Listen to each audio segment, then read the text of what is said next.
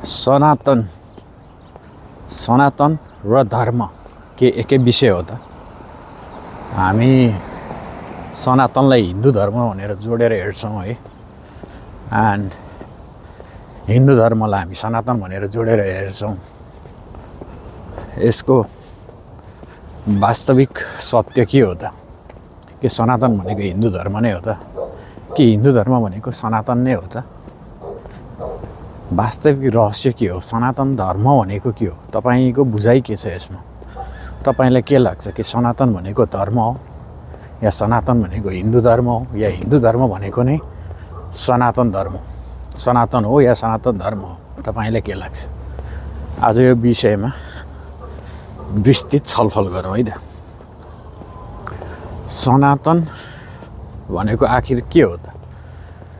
सर्वप्रथम मानिसको सृष्टि हुँदै गर्दा मानिसलाई यो धर्म, कर्म, देवी देवताको बारेमा केही पनि ज्ञान थिएन।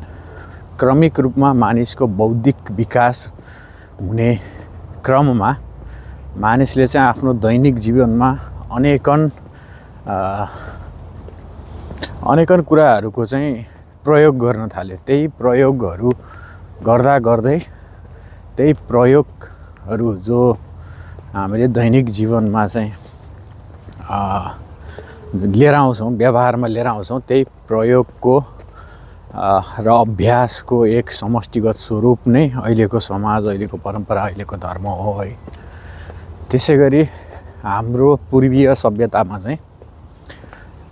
सभ्यतामा त्यति बेला हाम्रो यो भारतीय क्षेत्र जति छ, नेपाल, भारत र तिब्बतका कतिपय क्षेत्रहरू, यी क्षेत्रमा बसोबास गर्ने मानिसहरू जो थिए, मतलब मानवहरू, प्राचीन मानवहरू, उनीहरूको पनि बौद्धिक वृद्धि विकास सँगसँगै उनीहरूले आफ्नो जीवनमा अनेकन कुराहरूलाई प्रयोगमा ल्याउन थाले, व्यवहारमा ल्याउन थाले हैन।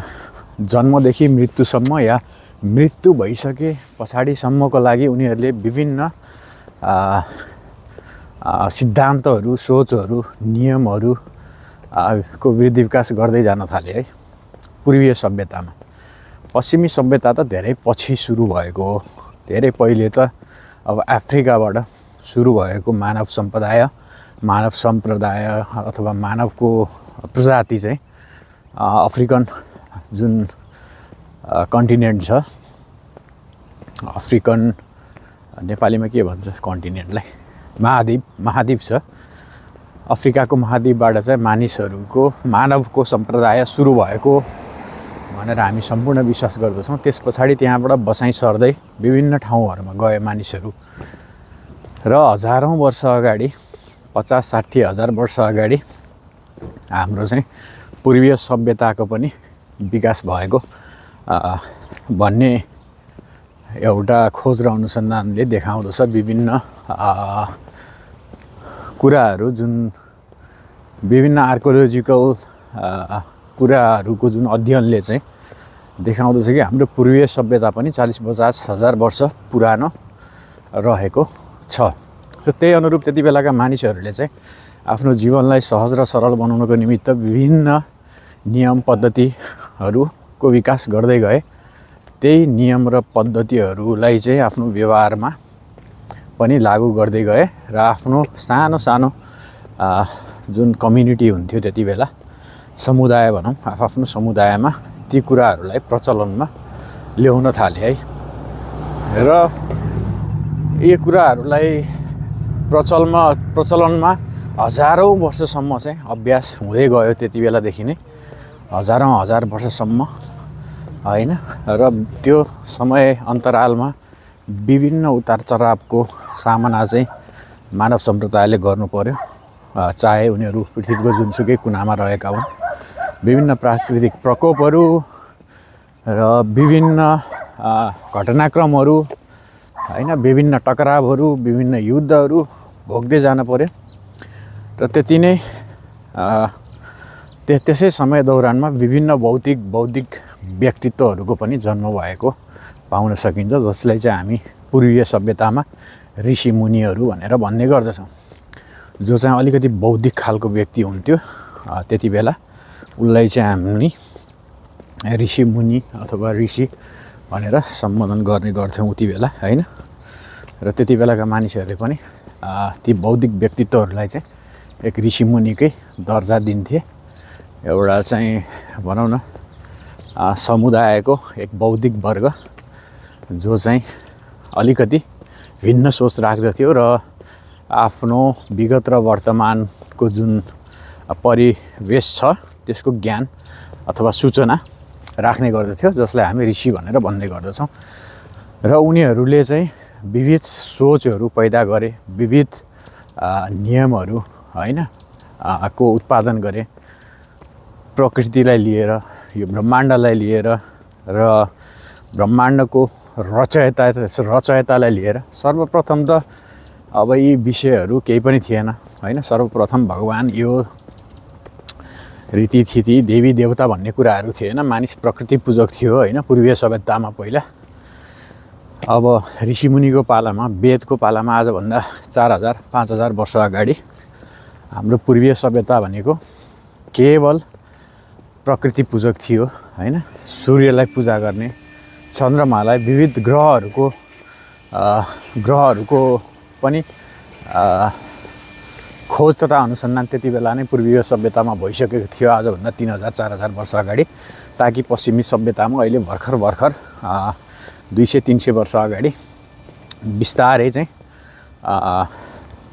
गणितीय रूपमा चाहिँ प्रमाणित भएको कुराहरू चाहिँ हाम्रो चाहिँ थ्योरेटिकल रूपमा, गणितीय रूपमा हुन नसके पनि केही कुराहरू त गणितीय रूपमा पनि पाउन सकिन्छ हाम्रो वेद र पुराणहरूमा। भने धेरै कुराहरू चाहिँ गणितीय रूपमा नपाए पनि थ्योरेटिकल्ली भनौँ न चाहिँ हाम्रो धेरै अगाडि पत्ता लागिसकेको थियो ग्रहहरू, उपग्रहहरू। र त्यही ग्रह उपग्रहहरू, यो प्रकृति हैन। अब हामी गङ्गा भनेर पानीलाई पूजा गर्छौँ हैन। अब विविध कुराहरूलाई पूजाआजा गर्ने प्रचलन त्यति बेलादेखि नै थियो हैन, धेरै अगाडिदेखि। आज हैन, आजभन्दा 5-7 हजार वर्ष अगाडिदेखि नै प्रकृतिको पूजा गर्ने चाहिँ प्रचलन पूर्वीय सभ्यतामा चाहिँ रहेको पाउन सकिन्छ।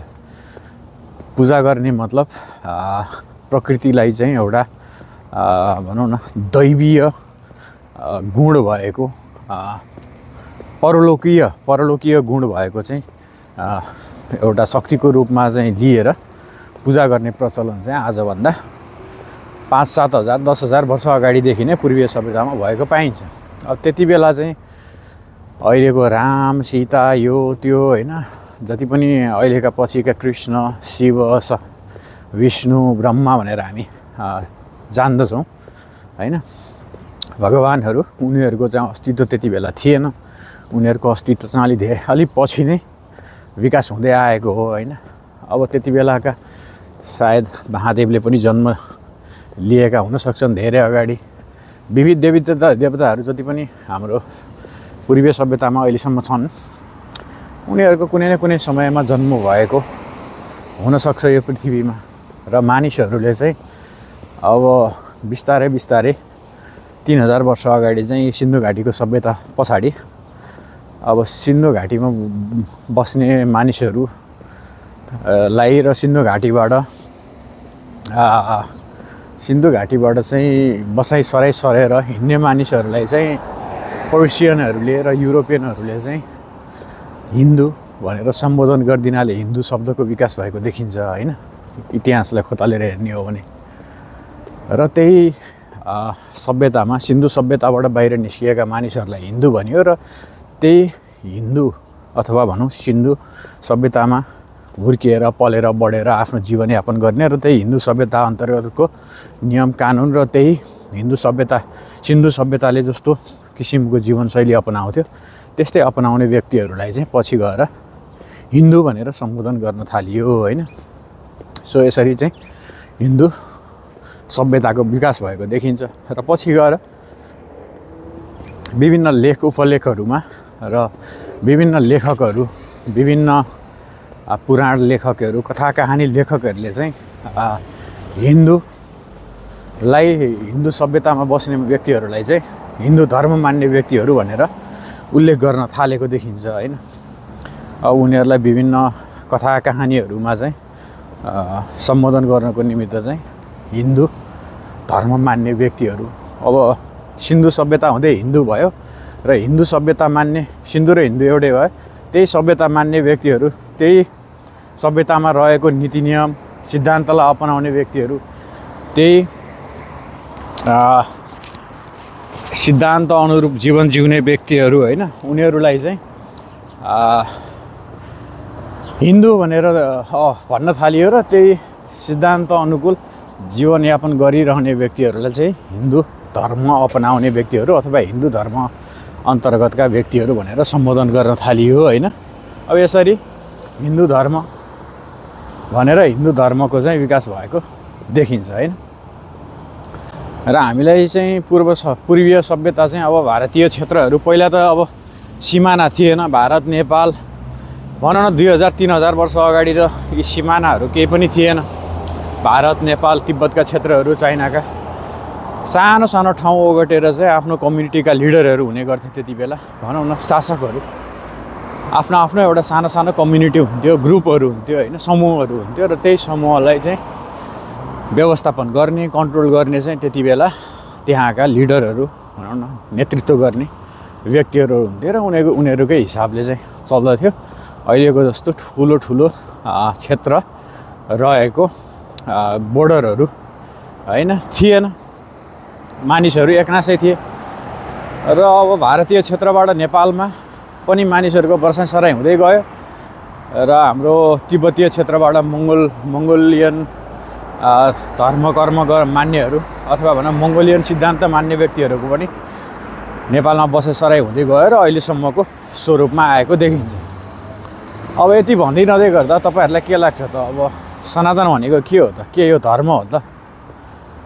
अथवा के हिन्दू भनेको हाम्रो सनातन हो त? अथवा सनातन भनेकै हिन्दू धर्म हो त? बिल्कुलै होइन। सनातन भनेको केवल हाम्रो सभ्यता, सनातनको संस्कृत शब्दको अर्थ हुन्छ कि अनन्तसम्म चलेको, धेरै पुरानो अथवा अनन्तसम्म चलिआएको होइन एउटा सभ्यता अथवा जीवनशैली, जे भन्नुहोस् होइन। यो चाहिँ हाम्रो जीवनशैली हो। हाम्रो पुर्खाहरूले आफ्नो दैनिक जीवनमा चाहिँ उपभोग गर्दै आएको एउटा जीवनशैली होइन, अथवा अभ्यास गर्दै आएको कुराहरूको एउटा समष्टिगत रूप हो। र सनातनले जहिले पनि हामीलाई चाहिँ प्रकृतिलाई चाहिँ आफ्नो एउटा अन्नदाता भनौँ न, एउटा दैवीय शक्ति भएको एउटा शक्ति जसको चाहिँ हामीलाई आदर गर्नुपर्छ, जसको सम्मान गर्नुपर्छ र प्रकृतिसँगै रहेर हामीले चाहिँ आफ्नो जीवनयापन गर्नुपर्छ भनेर सिकाउँदछ। सनातनले चाहिँ हामीलाई हाम्रो पुरानो जीवनशैली भनौँ न, पुरानोदेखि जीवनशैली जसले चाहिँ हामीलाई सिकाउँदछ कि एक आपसको आदर सम्मान गरौँ, स्वयंलाई पहिचान गरौँ, आफू को हुँ के हुँ होइन, त्यो पहिचान गरौँ, स्वयंको पहिचान गरौँ, स्वयंलाई प्रेम गरौँ, सबैलाई चाहिँ समान रूपले हेरौँ होइन, सबैलाई समान रूपले चाहिँ आदर सत्कार गरौँ र सबै चिजलाई चाहिँ एकै किसिमको हो भनेर चाहिँ लिउँ होइन भन्ने कुराहरू चाहिँ हाम्रो सनातनले सिकाउँदछ। सनातन भनेको हिन्दू धर्म बिल्कुलै होइन। सनातन भनेको हाम्रो जीवनशैली हो, हाम्रो धेरै अगाडिदेखि पुर्खाहरूले चाहिँ अभ्यासमा ल्याएको जीवनशैली। अघि भने जस्तै सबैलाई आदर गर्ने, आफूलाई चिन्ने, प्रकृतिलाई चाहिँ आदर सम्मान गर्ने, प्रकृति अन्तर्गत रहेर काम गर्ने, प्रकृतिलाई क्षय हुने काम नगर्ने र यस्ता विविध कुराहरू चाहिँ हाम्रो पुर्खाहरूले हामीलाई सिकाउँदै आएको हुन् होइन, जसलाई चाहिँ सनातन सभ्यता भनेर भन्छौँ। म हिन्दू धर्म मान्दिनँ होइन। हिन्दू धर्म भनेको चाहिँ अहिले पछिल्लो समयमा भनौँ न 2000 वर्ष 2500देखि 3000 वर्ष पुरानो एउटा कन्सेप्ट हो, जो चाहिँ स्वयं आफै विकास नभइकन सायद अहिले पनि सनातन नै भइरहन्थ्यो होला। सनातनलाई नै धर्म हो भनेर भन्थ्यो होला मानिसहरूले होइन। सनातन धर्म, हिन्दू भन्ने शब्दै निस्किँदैन थियो होला।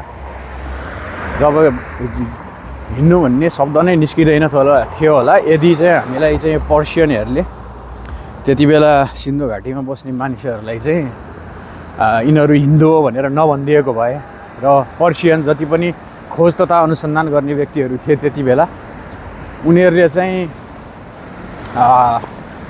सिन्धु घाटीमा बस्ने र त्यो वरिपरि बस्ने व्यक्तिहरू र त्यो सभ्यतामा हुर्के बढेका त्यही सभ्यतालाई मान्ने मानिसहरू सभ्यताभित्रको नियम कानुन मान्ने मान्छेहरूलाई चाहिँ हिन्दू भनेर सम्बोधन गरेर आफ्नो लेख तथा अनुसन्धानहरूमा नभनिदिएको भए सायद हिन्दू भन्ने शब्दको विकास पनि हुने थिएन है। सायद त्यो सनातन नै भइरहन्थ्यो। सनातन भनेको हिन्दू धर्म होइन।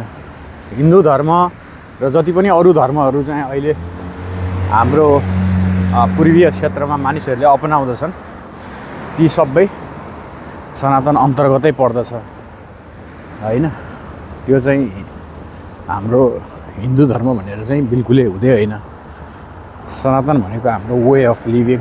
हामीले हाम्रो पुर्खाहरूले चाहिँ पहिलेदेखि कसरी जीवनयापन गर्थे, कस्तो जीवनशैली अपनाउँथे, कस्तो सैद्धान्तिक कुराहरू चाहिँ उनीहरूले सिकाउँदथे होइन। कस्तो सैद्धान्तिक कुराहरूलाई चाहिँ उनीहरूले जोड दिन्थे होइन। त्यसलाई चाहिँ हामी हाम्रो वे अफ लिभिङ अथवा हाम्रो जीवनशैली पनि भनेर भन्न सक्दछौँ र त्यही जीवनशैली चाहिँ हाम्रो सनातन हो होइन। त्यो अहिले पनि कतिपय व्यक्तिहरूले पालना गर्छौँ, हामी त्यही सिद्धान्त पालना गर्छौँ होइन। अब पछि आएर चाहिँ यही सभ्यता पछिको सिन्धु घाटीको सभ्यतापछि जति पनि मानिसहरू जति पनि पण्डितहरूको जन्म भयो उनीहरूले चाहिँ विविध कुराहरू विविध कहानीहरू जोडेर अब हरेक कहानी अनेक कहानीहरू राम श्याम सीता होइन महाभारत यो त्यो शिव ब्रह्म विष्णुहरूको कहानी जोडेर चाहिँ कहानीहरूलाई जोडेर हिन्दू सभ्यतासँग यी कहानीहरूलाई जोडेर चाहिँ हिन्दू धर्मको विकास गराएको देखिन्छ। अब खासमा भन्ने हो भने हिन्दू धर्म हिन्दू सभ्यता अथवा हिन्दू जीवनशैली यो सबै सनातनको एक शाखाको रूपमा हामी लिन सक्छौँ कि सनातनीय शाखा हो यिनीहरू चाहिँ। खास सनातन भनेर होइन। सनातन भनेको चाहिँ वैदिक काल अगाडिदेखि धेरै अगाडिदेखि चलिआएको एक जीवनशैली जो आज पनि चलिआएको छ र हिन्दू धर्म मान्ने व्यक्तिहरू पनि सनातन अन्तर्गत नै पर्दछन्। हिन्दू धर्मले जस्तो कुराहरू सिकाउँदछ त्यो सनातन अन्तर्गत नै पर्दछ। तर सनातन जीवनशैलीको विकास हुँदै गर्दा जुन जुन कुराहरू थियो त्यो कुराहरूमा केही कुराहरू थपेर चाहिँ केही कहानीहरू थपेर केही पात्रहरू थपेर चाहिँ मानिसलाई बुझाउन खोजिएको छ कि जीवन कस्तो हो के हो भनेर। र मानिसहरूले चाहिँ अहिले एउटा गलत रूपमा लिएर चाहिँ मानौँ कुनै कथा कहानीका पात्रहरूले के सिकाउन खोजेको छ त्यसलाई चाहिँ आफूले आफ्नो जीवनमा उतारेर त्यसको सही सदुपयोग गर्नुको साटो अहिले चाहिँ मानिसहरू के गर्छन् भने त्यही पात्रहरूलाई चाहिँ आफ्नो भगवान अथवा आफ्नो भनौँ न परलोकीय शक्ति अथवा सुप्रिम पावर जे भन्नुहोस् त्यो भनेर पूजाआजा गर्ने र त्यही पूजाआजा ध्यान तप मन्त्र जपमै समय व्यर्थ फालेको देखिन्छ। कृष्णको कति ठुलो महत्त्व छ हाम्रो सनातनी जीवनशैलीमा होइन। धेरै ठुलो प्रभाव छ। तर मान्छेले कृष्णको सोच के थियो अथवा रामको सोच के थियो, उसको जीवनशैली के थियो, उसको डिसिप्लिन के थियो जीवनमा, उसले कसरी जीवन जिउँथ्यो त्यसलाई चाहिँ बुझेर आफ्नो जीवनमा चाहिँ त्यसको उपभोग गरेर त्यसको सही सदुपयोग गर्नुको साटो ती पात्रहरूको मूर्ति बनाउने, ती पात्रहरूको चाहिँ मन्दिर बनाउने, पूजाआजा गर्ने, ध्यान तप जप जेसुकै गर्ने गरेर चाहिँ आफ्नो समय व्यर्थ फालेको देखिन्छ। दैनिक जीवनमा चाहिँ ती कुराहरूको कुनै महत्त्व छैन। कसैले पालना गर्दैन अथवा आफ्नो जीवनमा चाहिँ कसैले लागू गर्दैन होइन। तर मन्दिरमा जाने, तप जप ध्यान गर्ने अनेक गर्ने गरेर समय व्यर्थ चाहिँ फालिरहेको हुन्छ। त्यो भनेको समय व्यर्थ फाल्नु हो। त्यसको मुख्य उद्देश्य, यी कहानीहरूको मुख्य उद्देश्य, यी कथाहरूको पात्रहरूको मुख्य उद्देश्य भनेको हाम्रो जीवनमा चाहिँ एउटा सही परिवर्तन लिएर आउनु हो, एउटा चाहिँ सही परिवर्तन र जीवनलाई चाहिँ सरल र सहज बनाउनु, अथवा जीवन जिउने सम्पूर्ण व्यक्तिहरूलाई चाहिँ एकजुट बनाउनु हो नि त।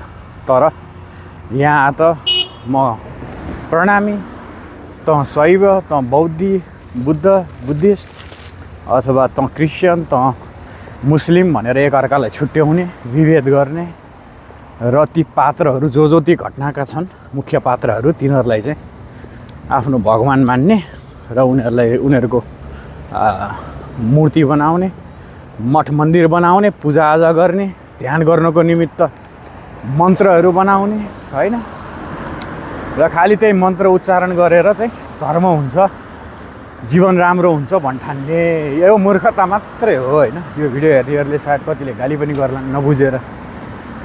तर कुनै पात्रहरू हाम्रो जीवनमा छन्, मुख्य पात्रहरू जो चाहिँ एकदम असल कर्म गर्नलाई पहिचानमा छन् भने उनीहरूको हामीले सिक्नुपर्ने कुरा के हो भने उनीहरूको राम्रो कुराहरू जे जति छ आफ्नो जीवनमा लागू गर्ने हो क्या, न कि ती कुराहरूको मन्त्र बनाएर उच्चारण गरेर पाठ गरेर मठ मन्दिरमा गएर ढोगेर पूजाआजा गरेर बस्ने। जबसम्म उनीहरूको चाहिँ जीवन कहानीलाई आफ्नो जीवनमा उतारेर चाहिँ त्यो जीवन भोगिन्न नि, तबसम्म त्यसको केही फाइदा छैन। अब शिवकै कति महत्त्वपूर्ण चाहिँ योगदान छ हाम्रो सभ्यतामा, शिवको कहानीले कति ठुलो योगदान दिएको छ हैन।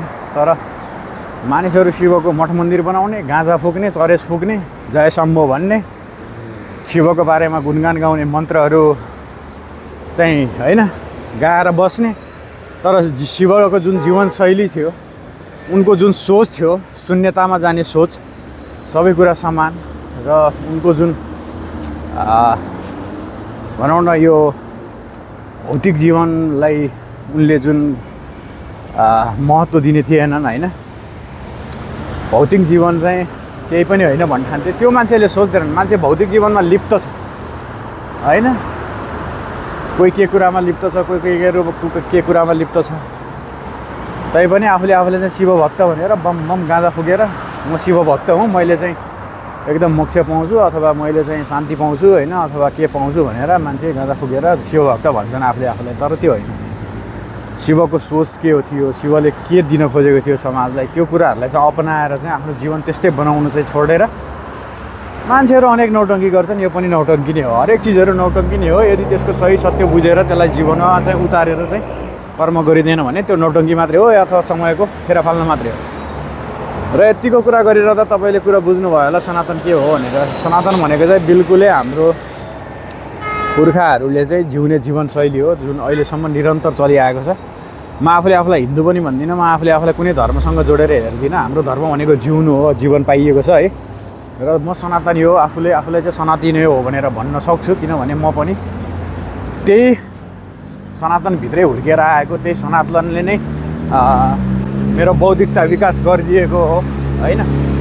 सो मैले आफूलाई चाहिँ सनातनी हो भनेर भन्न सक्छु र हो भनेर गर्व पनि गर्छु। र सनातनले हामीलाई परिवर्तन सिकाउँदछ है, आफ्नो बारेमा बुझ्न सिकाउँदछ, न कि अरूको बारेमा, न कि भगवानको बारेमा, न कि अरू केहीको बारेमा। सनातन भनेको बिल्कुल आफूलाई बुझ्नु, प्रकृतिलाई बुझ्नु र आफू कहाँ जन्मिएको हो, आफू कुन समाजमा हुर्किएको हो त्यो समाजलाई बुझ्नु हैन।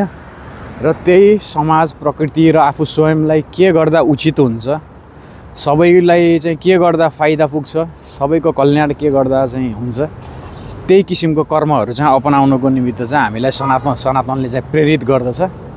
न कि यसले कुनै देवी देवताको पूजाआजा गरेर बस भन्छ, न यसले कुनै भनौँ न कुराहरूलाई आफ्नो धर्म हो भनेर मानेर त्यसैमा लिप्त भएर बस भनेर सिकाउँदछ।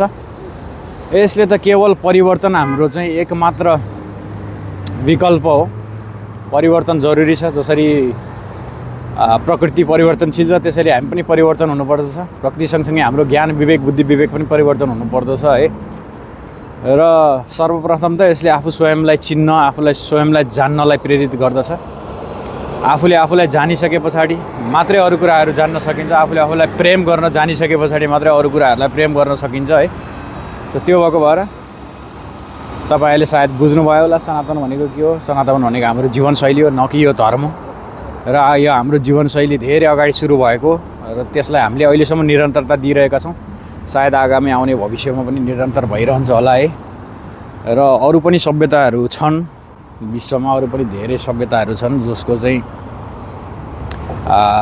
अहिलेसम्म पनि अस्तित्व रहेको छ। त्यो चाहिँ धेरै पछाडि, हाम्रो सनातनभन्दा धेरै पछाडि विकास भएको देखिन्छ है। 1000-2000 वर्ष अगाडि हाम्रो सनातन जीवनशैली भनेको आजभन्दा 30-40 हजार वर्ष पुरानो, अझै त्योभन्दा पनि पुरानो भन्ने कुराहरू चाहिँ तथ्यहरू देख्न सकिन्छ होइन। भौतिक अवशेषहरू देख्न सकिन्छ।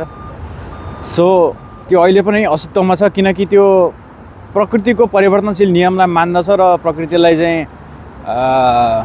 आफ्नो र आफू सरह नै महत्त्व दिँदछ र आफूले आफूलाई जान्न सिकाउँदछ। त्यही परिवर्तन स्वरूप मानिसहरूले चाहिँ आफूले आफूलाई परिवर्तन गर्दै र त्यही ज्ञान गुणका कुराहरूलाई चाहिँ जीवनशैलीमा उतार्दै अहिलेसम्म निरन्तर दिइरहेको हुनाले अहिलेसम्म सनातन भन्ने एउटा कन्सेप्ट, एउटा विचारधारा चाहिँ अहिलेसम्म बगिरहेको देख्न सकिन्छ है।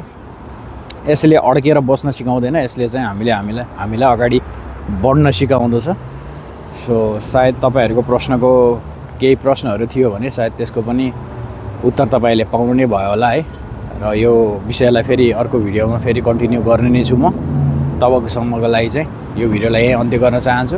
अर्को भिडियोमा फेरि भेटौँ। तबसम्मको लागि सबको जय होस् है त, सबको जय होस्।